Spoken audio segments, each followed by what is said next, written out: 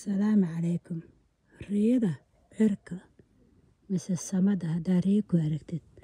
Samada oo saafi ah haddaa riyo ku aragtid micnooyin aad u badan ay tilmaamaysaa.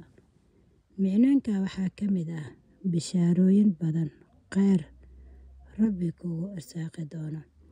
Sidoo kale samada waxay tilmaamaysaa arsaaqad noocay doontaba ahaato.